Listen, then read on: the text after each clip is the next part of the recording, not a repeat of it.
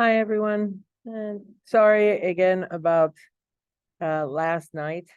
It turned out that I passed the kidney stone yesterday, so I guess it was a good thing that I cut class, early. Okay, so this is the topic we would have done last night if I didn't uh, cancel the class early. So let's go through this quickly. So again, we left off with Piaget. We're now in middle childhood in cognitive development. This is concrete operations, according to Piaget. He says between the ages of 7 and 12, they can be much more efficient at doing higher order thinking with the help of concrete objects that can help them to manipulate the problem to get the solution. They are good at looking at all aspects at this point. They have the ability to do reversibility. There's a real step up because it's a stage from the previous stage, the pre-operational stage. They also have a better idea of what is right and wrong at this stage. He has been, Piaget has been criticized for underestimating children's abilities, but in general, especially with this stage, he seems to be more right than wrong. Some of the earlier stages, we see a lot of formal development that happens in comparison to what he says should happen. Okay, and again, culture is always part of development for children. Memory at middle childhood is how, of course, we process and store and retrieve information. Short-term memory improves in the middle child, approximately about 30 seconds. They'll retain that 30-second window into their adulthood. Little bigger capacity than they had in preschool. And this is when we start learning metacognition techniques in the school system, learning how to learn. So that process of meta memory, learning how to learn to study, how to retain facts, how to use information to gain an answer improves greatly in the middle child person. And information processing, again, how they store, they learn, like I said, techniques like acronyms, like Roy G. Biv for the colors of the rainbow. Every good boy does fine for the notes on the scale, or FACE, FACE. Different things like homes for the Great Lakes, Huron, Ontario, Michigan, Erie, Superior, so they learn different strategies and keywords that can help young people develop their processing of information and storing information in long-term memory. In a classroom, we see from Vygotsky that children should have more opportunities to work in groups and work with others, not just like a straight lecture point of view, but they actually learn from different activities that involve interaction with other students. Cooperative learning groups, reciprocal learning groups are all very positive steps towards improving the middle child's ability to learn and retain information. Language, of course, is much better in middle childhood.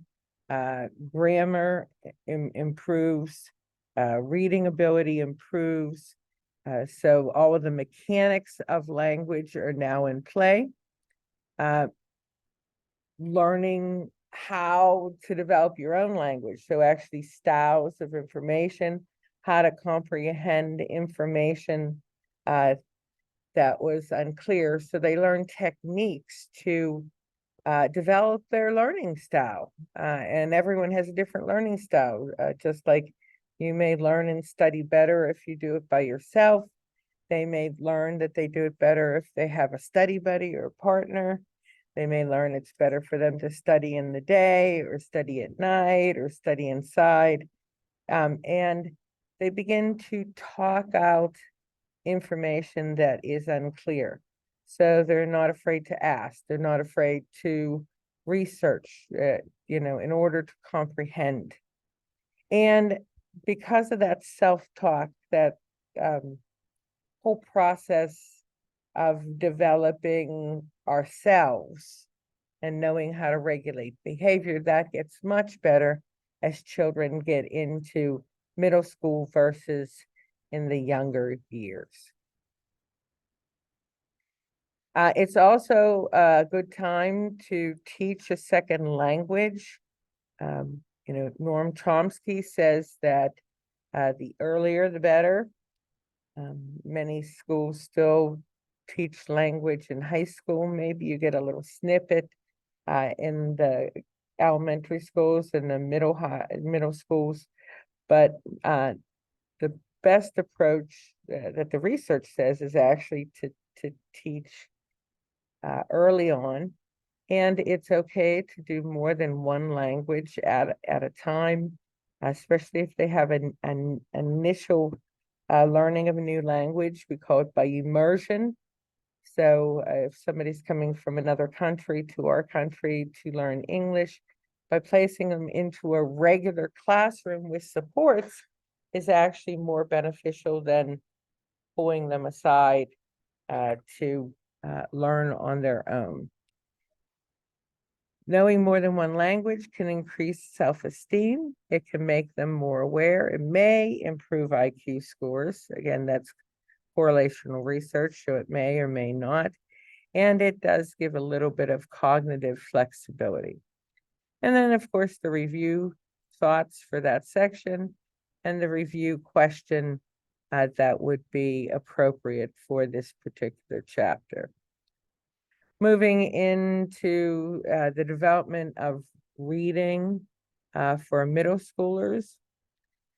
We learn at different stages. And again, I leave this open so you can see my notes down here for each of the different stages.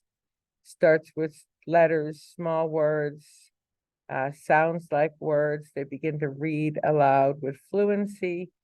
Reading can become a way to learn, whether it's out loud or to themselves. And that whole process of reading now opens up an entire new world. How should we teach reading? Now, this has been a debate for probably the last 40 years. Is it phonics or is it whole language? The phonics approach, where you sound out words, and after you sound out the word, then you learn the meaning of the word if you're not familiar with it. Whole language, as soon as you're placed in a culture, you're using your language. So learning about reading, writing, spelling, etc., not focusing on, did you say the word right? Did you spell the word right? But actually just getting that process of the language. So even though you write a paragraph, you turn it into your teacher, they do not deduct points for you spelling something wrong or using a word incorrectly. They're looking that you can get the information out.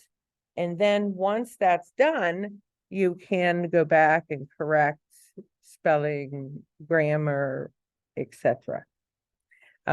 Big debate though. And after 40 some years of fighting about it, we've realized in education that it actually is both. You need to do both. You need phonics and you need whole language. Just to give you an idea of what that looks like in the centers of your brain. Again, you're not responsible for having to diagram a brain and tell me all the different parts. The different schools across the United States, like I said, we've gone from one swing to another. It was phonics for about 10 years.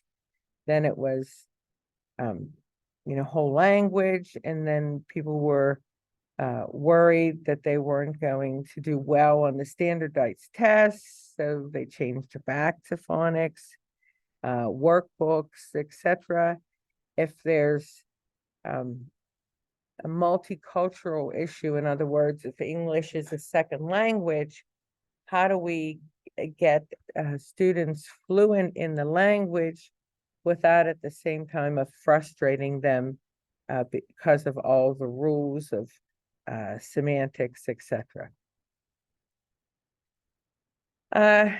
Is like American population a melting pot or a tossed salad? And that's a good philosophy type question. For years we thought of America as a melting pot where everyone brings all their eyes here together and then we just melt into this new form. But in reality, in most cases, America is more like a tossed salad. When we all go together, it's delicious and it works well, but we can still pick out the individual pieces. So there's still cultural difference. There's still different ways of educating our youth, and based on what state you're in, even the dynamics of what is taught and what isn't taught. There are some states, certain books are not permitted to be read. They're on a banned list. Whereas in other states, they're encouraged to read those books because they were banned for some reason, and they want to, make note of that. Something like an example of Tale of Two Cities, or To Kill a Mockingbird, about the way Blacks were treated, and many of our states have said, no, we don't want this in our school system. And many other states are striving to say, yes, we need this in our school system. So we recognize those differences. So you should definitely make it a positive note to include culture in different school functions, in life, in the family, and to kind of relish that thought of the native culture of the person who is here, whether they're from Asian descent or African American descent, or of any different traits, customs, food, whole culture that can actually help in the development of the young person. Again, gender, we always have that situation going on. There are still around the world close to 160 million children who do not receive basic primary education. Only 100 million receive what we would consider elementary school. Close to 1 billion individuals are illiterate. Most of the uneducated are women. Expectations for the United States, of course, it's equal genders across the United States. Everyone is given the opportunity, no matter what their background is, but that's not the same all around the world. Some still limited to males getting more education than females. Culture, again, I've already mentioned this, multicultural development, helping people understand different minorities, people that are different than themselves, breaking down those stereotypes that we have. I mentioned in last night's class that it's it's really important that we break down those stereotypes. We can't move forward with things that need to be eliminated, like racism, sexism, ageism, if we're not willing to look that there may be a problem. And again, the review of this section we just did, and the question that would be part of the next section here. Okay. Next section. Intelligence. So there are different techniques used to measure intelligence. One of the oldest forms is the Stanford-Binet test. Binet and Simon developed a test where it was used on French young boys, because at the time, only boys in France went to school. But they found that there was some real difficulties for some of the young men, especially of the poorer population, that they weren't prepared for going to school, so they lagged behind. So they wanted to develop a test that could be used to measure how far someone is from the norm, whatever the norming group was.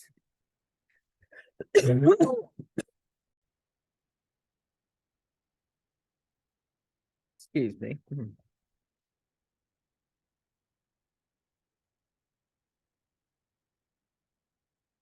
So the different tests that were used, Binet test then was used to compare a student's intelligence to other people of the norm and to see what the difference was. So that was completely different than how intelligence tests are used today. You know, they were looking for mental age versus chronological age.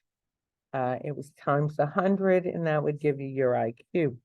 Mental age is the score that you got on an IQ test divided by the chronological age, which is, of course, your age. And what they did was set up what we call bell-shaped curve. So it's a 15-point deviation from the mean.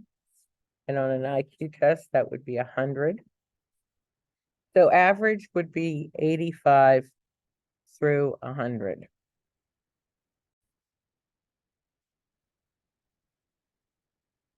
Okay, continuing on.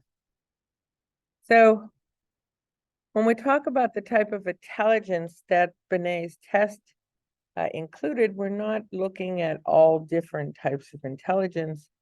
We're actually looking at skills that people may have. Are they able to read? Are they able to write?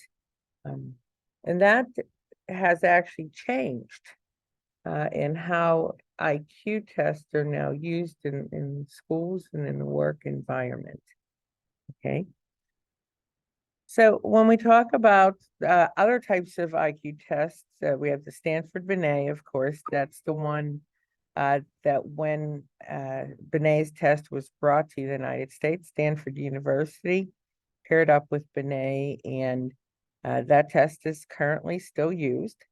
The David Wechsler test, which is more of a one-on-one approach, used usually by a psychologist. If a student scores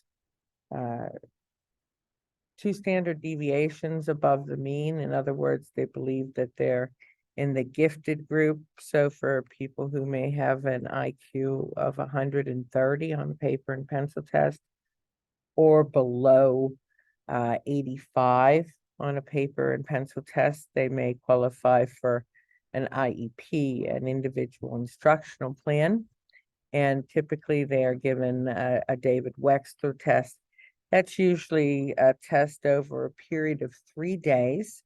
It's done one-on-one with the student and the psychologist, and it produces a report of all the things that are important for that particular individual.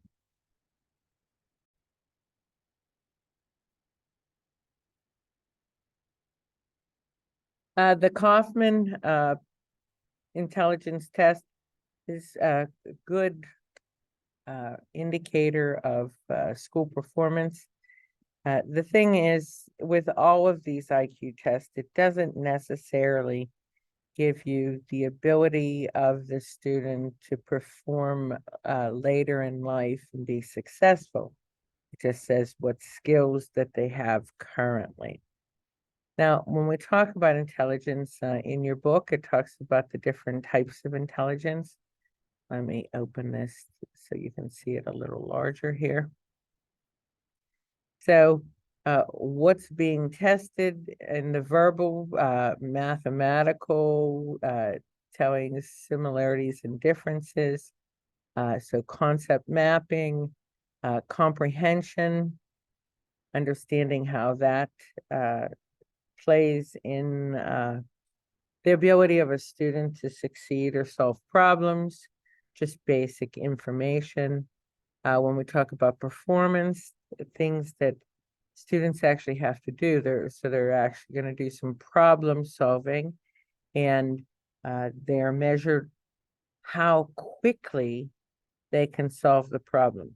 It's not that they can or can't solve the problem. They expect the student to be able to solve the problem, but the processing speed, how fast is what aligns with what the intelligence is. What do IQ tests not tell us? Well, it's only talking about a particular type of intelligence. It's not telling us about the different theories on intelligence. And one theory is the Cattell-Horn on fluid and crystallized intelligence. Fluid intelligence is dealing with problems right there at that moment. Crystallized intelligence is something that increases with age because it's basically all the stored information, every single thing that you've learned all of your life together. So it's crystallized. If you think how crystals are formed in the earth, years and years of layer upon layer upon layer. And it's the same thing with their theory on crystallized intelligence. That is going to get better with age because you're going to have more stored information. Fluid intelligence actually starts to decrease around the age of 60. And then there's Howard Gardner. And Howard Gardner says there are 9 different types of intelligence. We have the latest one, which is existential, that was added. And actually there are 2 more that are being worked on. Gardner is from Harvard University. He says that everyone has these types of intelligence: musical intelligence, body kinesthetic, so movement, logical, mathematical, being able to solve problems, especially word problems or math problems. Linguistic is language intelligence. Spatial is your ability to associate, mold things in your mind, shape things in your mind, your thought process that way. Interpersonal intelligence is how well you deal with others. Intrapersonal intelligence are people able to motivate themselves. The main difference between the 2 of those is the people that are high in interpersonal intelligence do well working with others. They work well in study groups. They like that communication between other individuals in the group. Intrapersonal intelligence, these people prefer to do things on their own. You know, they want to solve the problem on their own, and they tend to study better and increase their knowledge, not by working in a group. Naturalistic intelligence, the people that fall in this category do well when it comes to the outdoors. They tend to learn better during the daylight. They learn outdoors. So if you would be high in naturalistic intelligence, don't study at 10 o'clock at night when it's dark in a closed-in room. It'd be better to wait till it's light out and go outside and learn. High naturalistic intelligence. And that last one, existential, they're the big picture people. They can look at any situation and look at the big picture to pull together on ideas on what to do. So this is just Gardner's intelligence, and it goes through different type. Again, your book has this chart in it. What IQ tests don't tell. So again, how well we deal with people and how well we process information, and how do we measure those processes. Robert Sternberg's in his triarchy theory of intelligence, he basically took Gardner's theory and then the 9 intelligences and combined them into 3. So you have contextual, which is practical intelligence, or someone who has common sense. Experiential would be like insightful. They can look beyond, like what might this lead to, and then the potential element is the analysis, the synthesis. Some of the things that were actually measured in the original IQ test and this paper and pencil test: logical, mathematical, spatial, verbal, etc. There are, a lot of theories out there, and some of them can be quite controversial on does heredity set our IQ? In other words, are we born with our intelligence and it can't change? It's always going to be the same. And that's what the debate is, because it's the old nature nurture debate. Do we learn best by what we've been given genetically, or do we learn best also by what we've been exposed to? And again, it's a combination of both, tending to lean a little bit toward our social environment. We talked about the bell-shaped curve just a little bit before. When we look at the bell-shaped curve, again, there's still some is there some discrepancy because of the testing? Are the tests fair to different social and cultural minority groups? If you have a child who's getting a test and the question talks about a circus, and this child has no idea what a circus is, never seen a circus, and probably will never see a circus, how do you ask them a question on circus? Because they have nothing to compare it to. Public Law 94-142, anybody in education knows this. This is the Education for All Handicapped Children's Act. It went into effect in 1975. And basically it ensures all children, all children, special needs or not, be placed into the least restrictive environment of the school. We called it mainstreaming at one time. Now the term is inclusion. It means the same thing, pretty much. But it puts children in the school system with their peers, but not necessarily a pull-out program where they're like in a resource room all day with other students that may have a lower or higher IQ level. They're actually right in the classroom as best they can. So least restrictive way.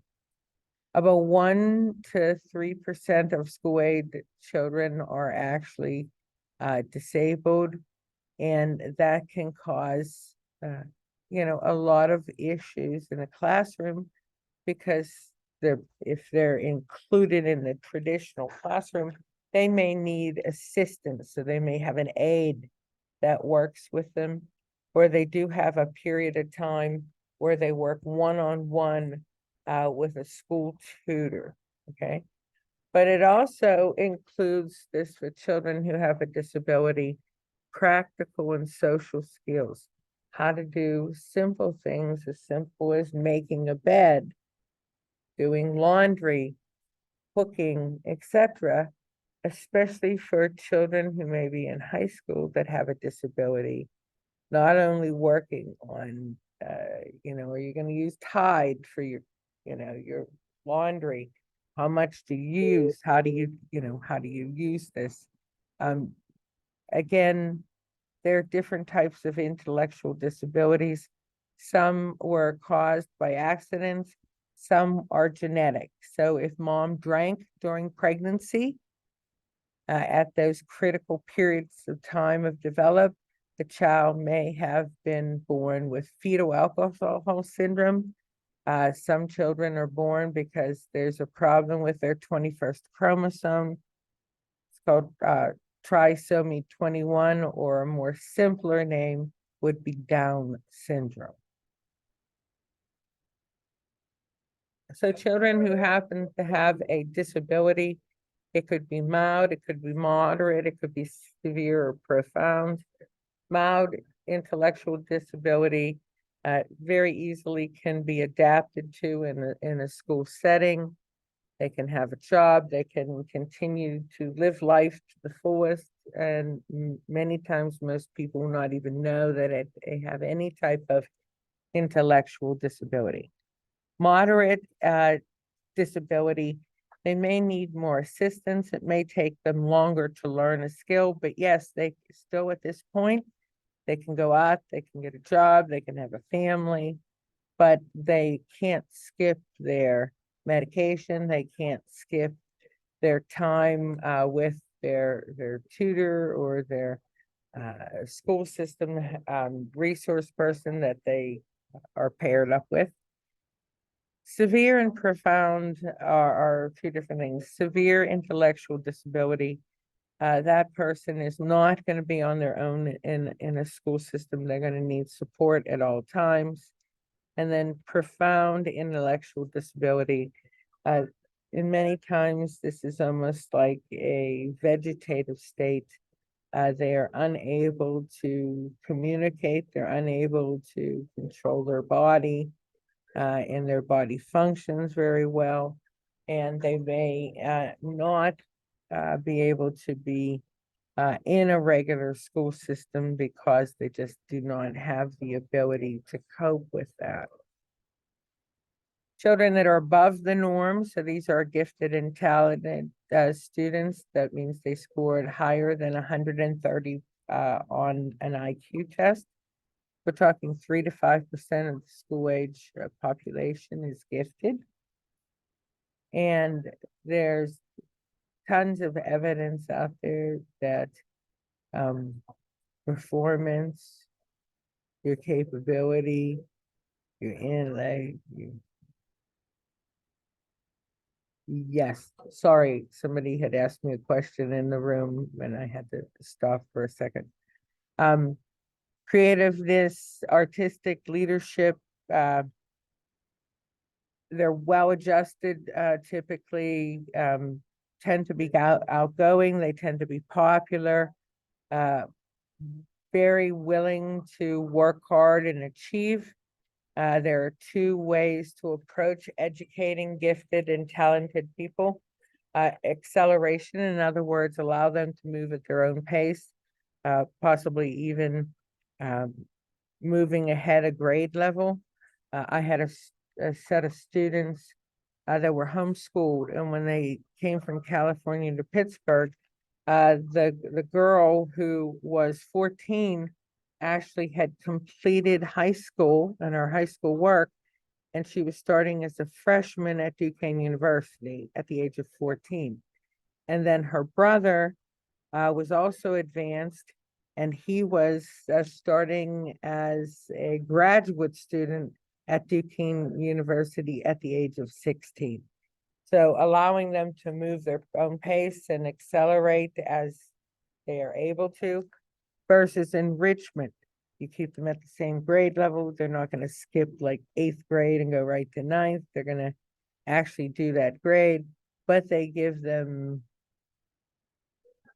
a more work, but more work that's not busy work that they can grow and learn from. In a classroom, you may only be able to talk about, you know, justice in the United States and do a little snippet of it.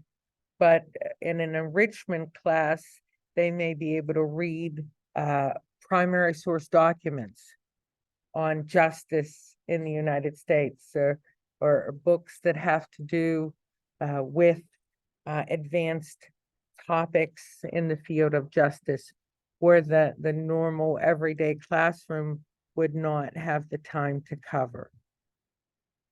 So again, a review on intelligence. There's your 2 questions that could come from this. And there is the short answer type question. And that is our lecture. So this is the lecture that we missed because I had to give you your test and ended the class a little bit early. When we meet again on Tuesday, I will go over any questions on this. Thank you again. I hope you have an awesome day.